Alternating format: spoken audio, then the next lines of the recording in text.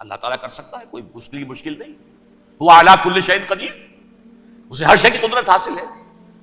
لیکن اصل بات جو ہے میں آپ کو بتانا چاہتا ہوں، یہ ہے سائیڈ ایشو. اصل ایشو ہے فلسطین کا جو شروع ہونے والا ہے. بھٹی دہکے گی وہاں. ظاہر بات ہے کہ اگر کوئی بہت بڑا اقدام ہو جاتا ہے فلسطینیوں کے خلاف، اور اگر واقعتاً مسجد اقصی اور مسجد قبۃ الصخرہ گرا دیے جاتے ہیں تو طوفان اٹھے گا عالم عرب میں. یہ حسنی مبارک ہو یا شاہ خالد ہو یا کوئی اور ہو، یہ نہیں روک سکتے اس طوفان کو. نوجوان خون اٹھے گا، غیرت اور جو بھی حمیت ہے. مسلمان ان پڑھ سے ان پڑھ اور بالکل بے دین، وہ بھی مسجد کی حرمت پر کٹ مرنے کو تیار ہو جاتا ہے. مسجد تو بنا دی شب بھر میں ایمان کی حرارت والوں نے، من اپنا پرانا پاپی ہے، برسوں میں نماز ہی بنا سکا. وہ چاہے کانپور کی مسجد سے مسلمانوں نے جانے دی ہے، چاہے وہ شہید گنج کی مسجد کی مسلمانوں نے جانے دی ہے، چاہے نماز نہ پڑھتے ہو. لیکن یہ جو حرمت اور یہ جو حمیت اور یہ غیرت ہے، اس سے جو طوفان اٹھے گا یہ ہوگا اس ملحمۃ العظما، اس کی طرف پیش رفت ہو رہی. کتاب الملاحم سے احادیث کے حوالے سے یہ جن جنگوں کا حوالہ دیا حضور نے، پیشن گوئی کی ہے، اس کا نقطہ آغاز تھا خلیج کی جنگ. صدام حسین نے اسے کہا تھا یہ مدر آف وارز ہے، ام المحارب، یہ ایک جنگ نہیں ہے. اس کا نقشہ بھی حدیث میں موجود ہے، پیشن گوئی موجود تھی، اس وقت بھی ہم نے شائع کی تھی. لیکن اس میں جو جنگ اب ہونے والی وہ الملحمۃ العظما. ملحمہ کسے کہتے ہیں؟ لحم گوشت کو کہتے ہیں، اور قصائی کی دکان کو عربی میں ملحم کہتے ہیں، جہاں گوشت کے ٹکڑے کیے جاتے ہیں.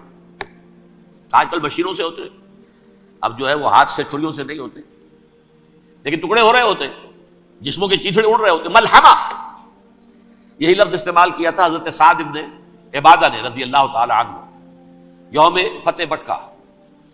ان کے دل میں تھا کہ اب ہم انتقام لیں گے ان عربوں سے، ان قریش سے. الیوم یوم الملحمہ، الیوم یوم الملحمہ، یہ کہتے ہوئے جا رہے تھے. ایک خاص کیفیت، آج ہے گوشت کے ٹکڑے اڑانے کا دن.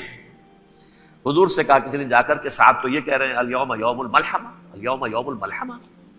حضور نے فرمایا نہیں، ان سے کہو جا کر الیوم یوم المرحمہ، الیوم یوم المرحمہ، آج رحمت کا دن ہے، آج تو میں ان سب کو معاف کروں گا. لا تثریب علیکم اليوم، میں تم سے وہی بات کہہ رہا ہوں جو میرے بھائی یوسف نے کہی تھی اپنے بھائیوں سے، اذهبوا فانتم الطلقاء، جاؤ تم سب کے سب آزاد. وہ ملحمہ ہے جس کو کہ حضور نے حضرت معاذ بن جبل رضی اللہ تعالیٰ عنہ سے روایت ہے، اس میں سے جو ابو داؤد میں روایت آئی ہے اس میں الملحمۃ العظما، عظما مؤنث ہے اعظم کا. آپ کہتے ہیں جنگ عظیم اول، جنگ عظیم دوم. عظیم کا باپ ہو گیا اعظم، سب سے بڑا، اور اس کا مؤنث ہے سب سے بڑی، عظما. الملحمۃ العظما، سب سے بڑی لڑائی. میرے نزدیک یہ وار کے معنی میں نہیں ہے، بیٹل کے معنی میں. انگریزی میں یہ دو لفظ علیحدہ ہے، وار، بیٹل. وار سالوں کو محیط ہوتی ہے، بیٹل کسی ایک خاص جگہ پر جو لڑائی ہوتی ہے اس کو کہتے ہیں. حضور کے اور قریش کے درمیان 6 سالہ وار تھی، جنگ تھی. لیکن battles, battle of Uhud, battle of Badr, یہ بیٹلز تھی، لڑائیاں تھی. تو عظیم ترین جنگ شاید اس اعتبار سے نہ ہو جیسے کہ ورلڈ وار 1 اور ورلڈ وار 2، یعنی اس کی وسعت کا اتنا معاملہ نہیں اور طوالت کا نہیں. لیکن جو لڑائی جو ہے بیٹل ہونی ہے، جس کو کہ یہ لوگ، یا چونکہ میں نے کہا تھا شروع میں کہ سرما ہے میری آنکھ کا خاک حجاز و ہول قدس. نیو ٹیسٹمنٹ کی آخری کتاب ہے the book of revelation, revelation of saint John. اس میں آرمگڈون کہا گیا ہے اسے. ہر مجدون، یہ عبرانی لفظ ہے، ہر کہتے ہیں اونچی جگہ کو، سطح مرتفع. مجدون میگیڈو، میگیڈو ایک وادی ہے، مرتفع، وادی مرتفع. یہ ہے واقع لبنان، اسرائیل اور شام کے درمیان جو ٹکڑا، جو ٹرائنگل بنتی ہے، یہ ہے، یہاں پر بڑی جنگ لڑی جائے گی. اور یہ جنگ صلیب ہوگی جو کہا ہے بش نے، یہ جنگ صلیب. سیکنڈ ملینیم شروع ہوئی تھی تو پہلی صلیبی جنگ ہوئی تھی، تھرڈ ملینیم شروع ہوا ہے، یہ سیکنڈ صلیبی جنگ ہے، یہ کروسیڈ ہے. اور میں اس مرتبہ امریکہ گیا تھا تو پہلی مرتبہ مجھے وہاں ایک رسالہ ملا ٹرمپٹ نام کا. یہ امریکہ کے جو بہت ایکسٹریمسٹ قسم کے پروٹیسٹنٹس ہیں، یہ ان کا رسالہ ہے. اور ان کے بارے میں اب کہا جا رہا ہے وہ کرسچین زائنسٹ ہیں. آپ شاید پہلی مرتبہ یہ لفظ سن رہے ہو. زائنسٹ تو ہم سمجھتے ہیں یہودیوں کو، کرسچین زائنسٹ وہ ہیں جو ہیں تو عیسائی، پروٹیسٹنٹس ہیں، لیکن اسرائیل کے وہ حمایتی یہودیوں سے بڑھ کر ہیں.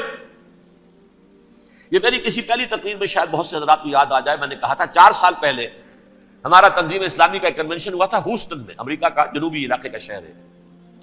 ایک سیشن اس میں ہم نے رکھا تھا انٹرفیتھ، ایک عیسائی کو بلایا تھا، ایک یہودی بہت بڑا وہاں کا عالم ہے اس کو بلایا تھا. اس یہودی عالم نے ڈاکٹر وشوگراڈ، جو وہاں کی یونیورسٹی میں پروفیسر ایمیریٹس ہے، اس نے کہا تھا کہ یہ اسرائیل کیوں تو سپورٹ کر رہے ہیں عیسائی، ہم تو نہیں کر رہے. جو پریکٹسنگ یہودی ہیں وہ زیادہ اسرائیل کے حق میں نہیں تھے، یہ تو سن 67 کے بعد انہوں نے اسرائیل کو تسلیم کیا ہے. زائنسٹ نے آگے بڑھ کر ریاست قائم کر لی، اور جب یروشلم پر بھی پورا قبضہ کر لیا تب جو ہے در حقیقت مذہبی یہودی جو ہے پھر انہوں نے اپنایا ہے، اون کیا ہے، اور نئے سیٹلمنٹس جو بھی بنے ہیں وہاں پر اسرائیل میں، اس میں اکثر و بیشتر مذہبی یہودی آیا، اور بروکلن کے علاقے سے سب سے بڑھ کر آئے ہیں، جو امریکہ میں نیو یارک کا ایک جنوبی علاقہ ہے، بہت بڑا یہودیوں کا بہت بڑا گڑھ ہے. نیو یارک کو جیو یارک بھی کہا جاتا ہے، وہ تو اصل میں مرکز جو ہے وہ تو یہودیوں کا ہے.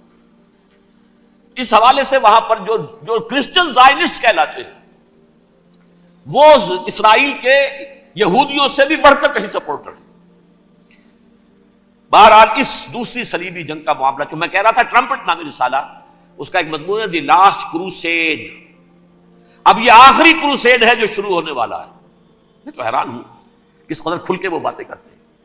رومن کیتھولکس کو وہ کہتے ہیں کہ یہ شیطان ہے، یہ پوپ شیطان ہے، یہ یورپ کو اس نے جمع کیا ہے کرسچینٹی کی بنیاد پر، اور اس میں زیادہ تر کیتھولکس ہیں. آپ کو معلوم ہے برطانیہ بڑی مشکل سے شامل ہوا ان کے ساتھ، اس لیے کہ وہ پروٹیسٹنٹ کا سردار تھا، ابھی پوری طرح نہیں ہے. یورپ جو ہے وہ رومن امپائر دوبارہ یہ کھڑی کر رہا ہے، اور در حقیقت یہ جو ہے یہودیوں سے بھی چھیننا چاہتے ہیں اسرائیل کو اور فلسطین کو، اور مسلمانوں سے بھی، اور یہ وہی کروسیڈ جو تھے اربن ثانی کے، اس کی تیاری کر رہے ہیں تاکہ وہاں پر عیسائی حکومت قائم ہو جائے، کیتھولکس کی، پوپ کی حکومت قائم ہو جائے، جیسے ایسٹ تیمور میں کر دی. ایسٹ تیمور میں کون سی حکومت بنی ہے؟ رومن کیتھولک اسرائیل میں بنے، تاکہ یہ سارے مقامات مقدسہ جہاں اسرائیل پیدا ہوئے، بیت حضرت مسیح پیدا ہوئے، بیت الحم کہاں ہے؟ وہی ہے کہ نہیں؟ جہاں سے ریزریکشن ہوا ان کے خیال میں وہ کہاں ہے؟ وہیں پر ہے کہ نہیں؟ بڑے بڑے گرجے ان کے وہی ہیں. تو اس اعتبار سے ان کا کہنا یہ ہے یہ لاسٹ کروسیڈ کی تیاری ہو رہی ہے، یہ کیفور. اور ان کا کہنا یہ ہے یہ پوری طاقت نیٹو کی جو ہے، یہ پہلے جرمنی سے لائی گئی بوسنیا، انہوں نے خود وہاں جنگ کروائی، انہوں نے خود وہاں پر ایتھنک کلینسنگ کروائی، پھر خود مصالحت کے لیے آ گئے، پھر کوسوو میں انہوں نے خود آگ بھڑکائی. یہ میں نہیں کہہ رہا، یہ وہ ٹرمپٹ رسالہ امریکہ سے چھپنے والا پروٹیسٹنٹس کا رسالہ ہے جو یہ کہہ رہا ہے. پھر انہوں نے کوسوو کے اندر کروایا، اور پھر وہ وہاں پر پیس فورس کی حیثیت سے آ گئے.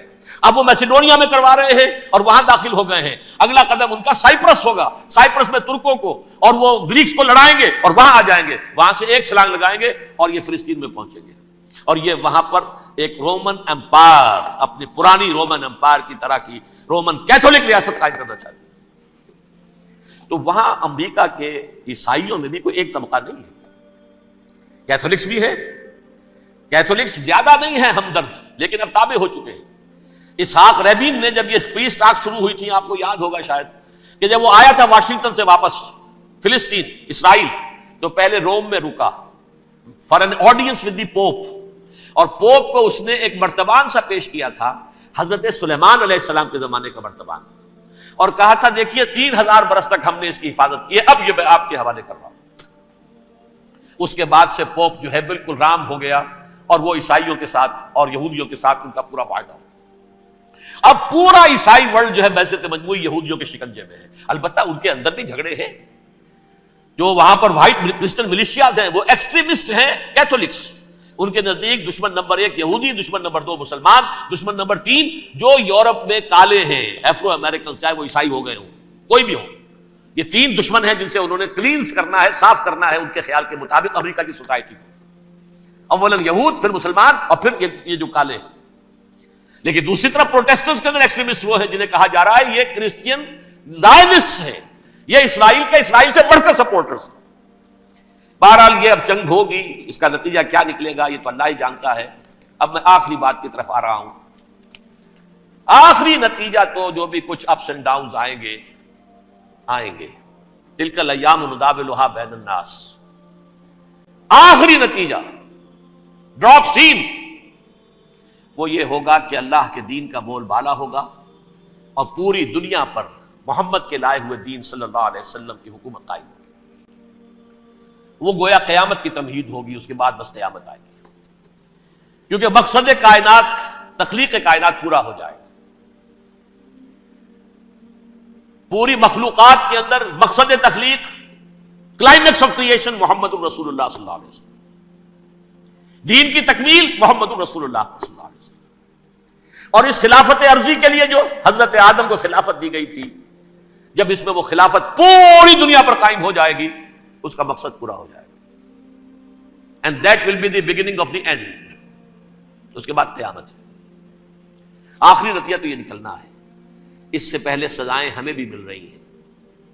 اور یہاں میں کانٹے کی بات جو چھوڑ گیا تھا سو بیان کر دوں.